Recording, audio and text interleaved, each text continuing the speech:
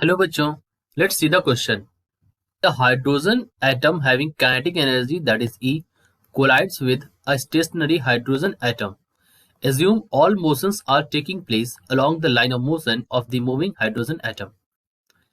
For this situation, mark out the correct statements. यहाँ पर एक हाइड्रोजन एटम है जिसकी काइनेटिक एनर्जी क्या है? E है। ये एक स्टेशनरी हाइड्रोजन एटम से कोलाइड कर रहा है। कहते हैं कि assume all motions are taking place along the line of motion, right? तो इस सिचुएशन के लिए हमें यहाँ पर बात करनी है कि कोलिजन हमारा कैसा होगा। तो जो हमारा की कॉन्सेप्ट होगा इस क्वेश्चन के लिए, that is equal to the key concept for this question is that kinetic energy जो होती है that is the twice of potential energy in this case for hydrogen atom. The kinetic energy is twice of potential energy, right. इस question में kinetic energy है 20.4 electron volt. So 20.4 electron volt हमारी kinetic energy है, तो हमारी potential energy जो होगी वो हमारी कितनी होगी? 10.2 इलेक्ट्रॉन वोल्ट आ जाएगी। यानी कि हम कह सकते हैं कि for electron to excite minimum energy required कितनी है? A minimum energy of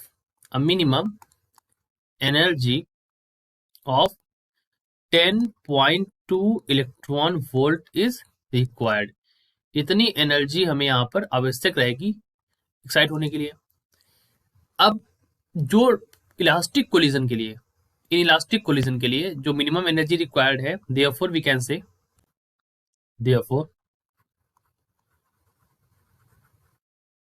can say the minimum energy required is minimum energy कितनी? 20.4 इलेक्ट्रॉन वोल्ट। 20.4 इलेक्ट्रॉन वोल्ट की kinetic energy, minimum energy, this is 20.4 electron volt of kinetic energy is required for what? For the inelastic collision. Required for inelastic collision, right. क्योंकि जो हमारी value है यहाँ पर जो हमने देखी वो हमारी कितनी है? 20.4 इलेक्ट्रॉन वोल्ट है। सो इतनी एनर्जी तो हमें रिक्वायर्ड होगी 20.4 इलेक्ट्रॉन वोल्ट, ताकि हमारा जो है इलास्टिक कोलिजन हो सके। And if energy is 20.4 electron volt, अगर इतनी एनर्जी होगी सो हमारा जो कोलिजन होगा, our collision will be perfectly inelastic. क्या होगा?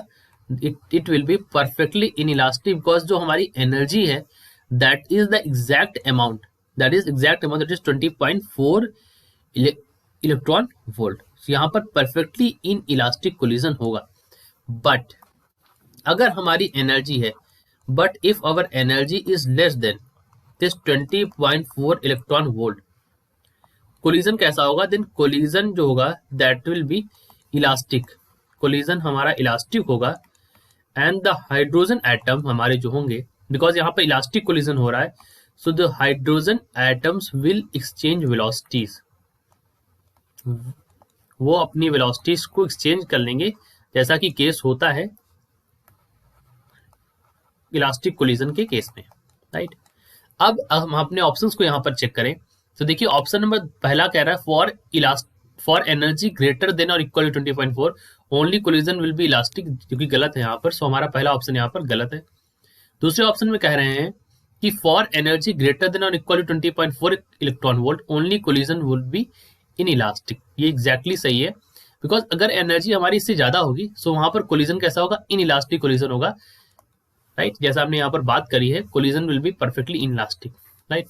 फर्दर इन्होंने कहा है कि for energy equal to 20.4 electron volt the collision would be perfectly elastic. अब इन्होंने 2.4 जो कि गलत है यहाँ पर। For energy is equal to 18 electron volt, energy कितनी है यहाँ पर? 18 इलेक्ट्रॉन वोल्ट इन्होंने एनर्जी बताई। The kinetic energy of initially moving atom after collision is 0। बिल्कुल सही है, क्योंकि एनर्जी हमारी क्या है? 20.4 से यहाँ पर कम है। द एनर्जी जो है हमारी that is less than this, इससे क्या है? इससे कम है। तो यहाँ पर जो मूव कर रहा होगा काइनेटिक एनर्जी वो हमारी क्या हो जाएगी? 0 हो जाएगी, क्यों? क्योंकि यहाँ पर वेलोसिटी हमारी क्या हो जाएगी, एक्सचेंज हो जाएगी और वेलोसिटी हमारी जीरो हो जाएगी, और इस वजह से काइनेटिक एनर्जी जो इनिशियली मूव कर रहा होगा वो हमारा क्या हो जाएगा, जीरो हो जाएगा। सो हमारा ऑप्शन नंबर दूसरा और ऑप्शन नंबर चौथा यहाँ पर सही है। I hope you understood it well. All the best.